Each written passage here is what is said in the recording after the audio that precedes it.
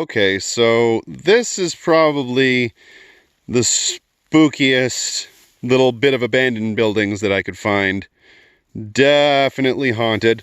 We're gonna come over here because I'm ghost hunting now. I am Aaron from Re-Education, the Ghost Hunter, and we're gonna find some ghosts probably in here. I think that I'll probably find the specter of communism somewhere in here. Hopefully we find it. We will see. Hey, it's Aaron, and today I'm going to talk a little bit about Universal Basic Income, or UBI. And I'm talking to you about it in this decayed, decrepit, destroyed, abandoned building because I think that our political system and our economic system is destroyed, decrepit, decayed, and hopefully soon will be abandoned. Now, I'm going to talk a little bit about Universal Basic Income. I'm going to talk about what I think about it. I'm going to talk about what is good, what would work, and I'm going to talk about what is bad, what won't work, and I'm also going to talk about some plan, some sort of system that might exist where everybody would get the benefits of UBI without having all of the downfalls. So let's get started. So Universal Basic Income is basically the idea that everybody in a society would be granted a certain amount of money every single month just for being alive. It's kind of a fantastic idea, and it's been implemented many times in many different places throughout the entire world.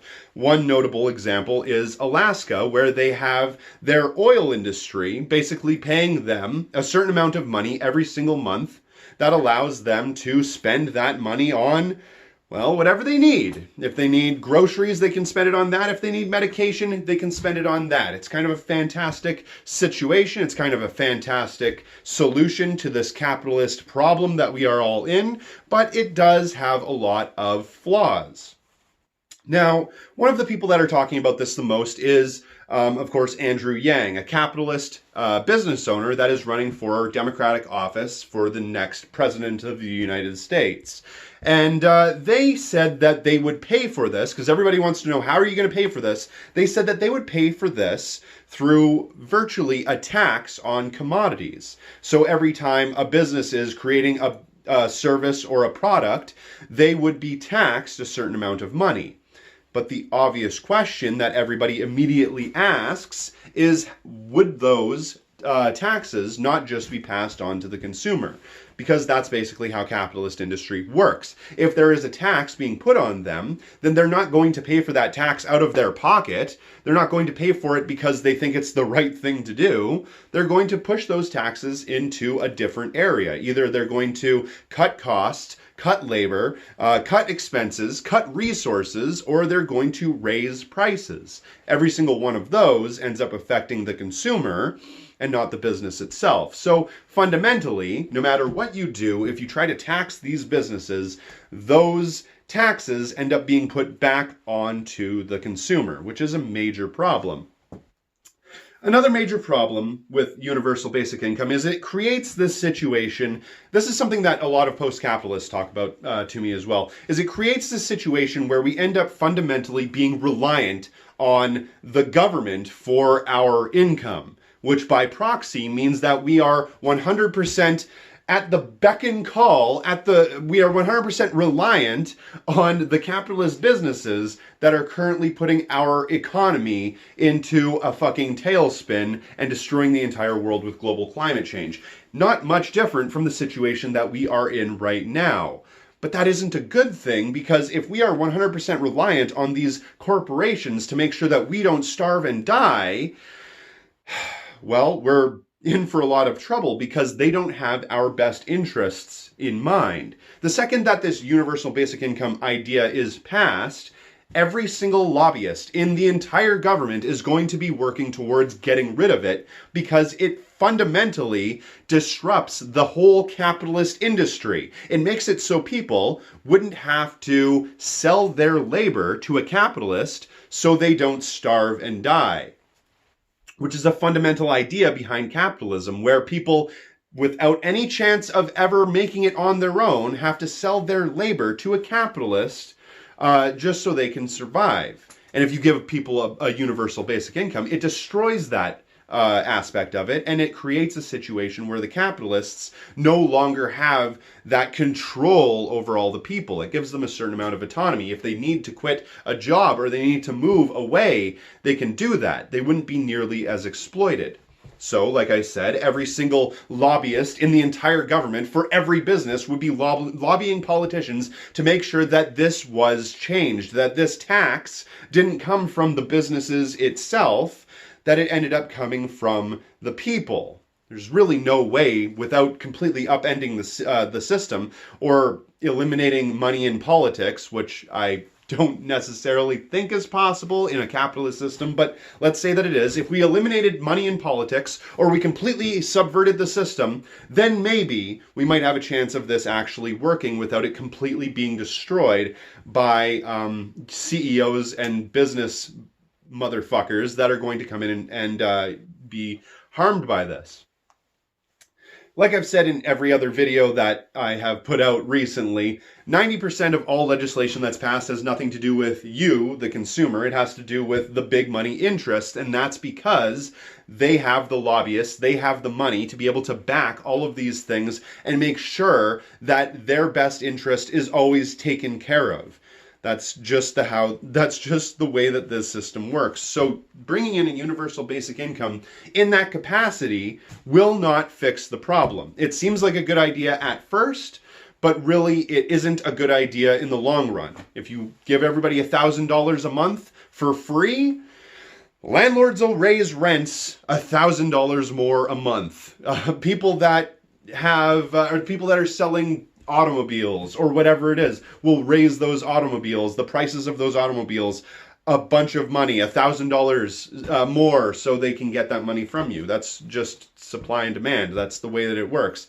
The supply of money in the hands of the people will have increased. Therefore, the demand from the capitalists to take away that money will also have increased. But there are some goods that come along with universal basic income as well. One of the major goods that come about from this is it is kind of a trickle-up way of fixing the system. Now, I don't think reforming capitalism is a good way to fix the system entirely, but I do think that it can solve some immediate problems, and this would, to a certain extent, do that.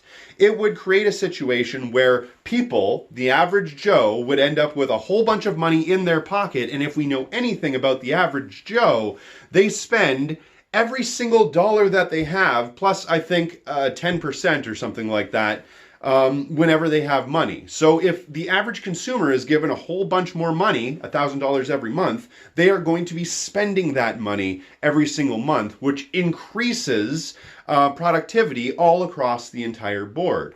It increases the GDP, it increases the amount of money that every single person is making, it's increasing the amount of money that is going back into the system so we can actually produce more commodities and that sort of thing.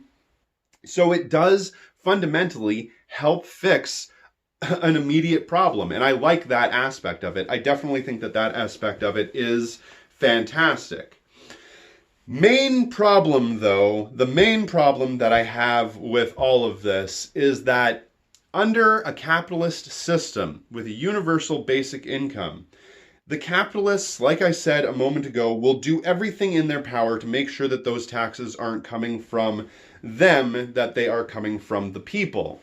Well, if the people are the ones that are paying the taxes, and the capitalists continue to expand their automation sector, eliminating jobs, then the pool of money that is going back into this resource, into this universal basic income, is going to shrink and shrink and shrink and shrink because there are fewer people paying into it than there would be people taking out of it because they are all losing their jobs.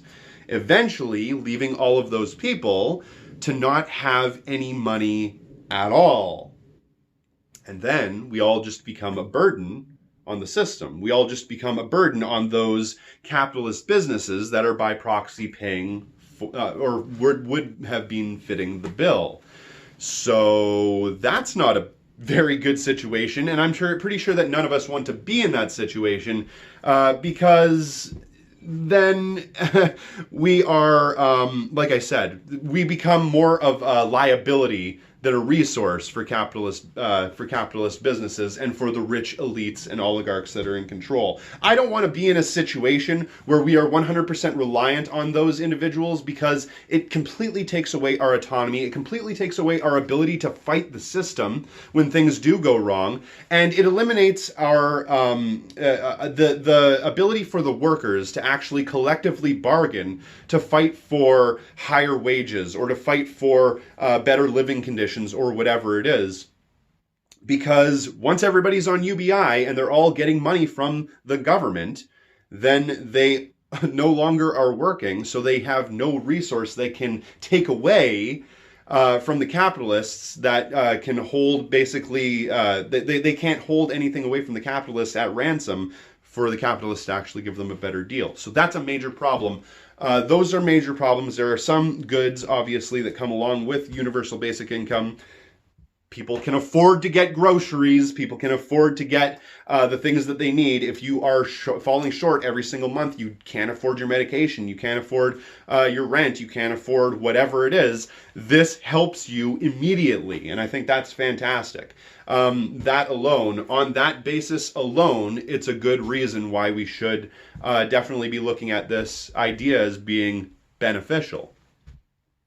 But at the beginning of this video, I said that there is a solution to this problem, a solution to all of these problems that are created by universal basic income, and it still solves all of the things that universal basic income solves as well, and that is eliminating money and working off of a gift economy instead of a capitalist one. So I have videos about how that works. I will link in the description box below how a system without money would be able to actually function, what it looks like to eliminate money, and I'll link a couple of other videos about basically how an anarchist communist system would basically work. And all of those methods that I talk about in those videos linked in the description box below, all of those methods are 100% more plausible of working in the long run than trying to use universal basic income, which relies on a capitalist industry, on a capitalist society that holds infinite growth higher than anything else. If you live in a system where there's infinite growth and finite resources, finite jobs, finite resources, finite workers, finite money, then you are fundamentally going to end up in a situation where the entire economy crumbles and gets destroyed. So that's the way I look at it. That's my ideas on universal basic income. If you do get a chance, please check out my Patreon. Every dollar does help fund this show. Oh, and leave your comments in the comment section down below. If I got anything wrong, or if you want further clarification on anything else, let me know. Thanks for watching.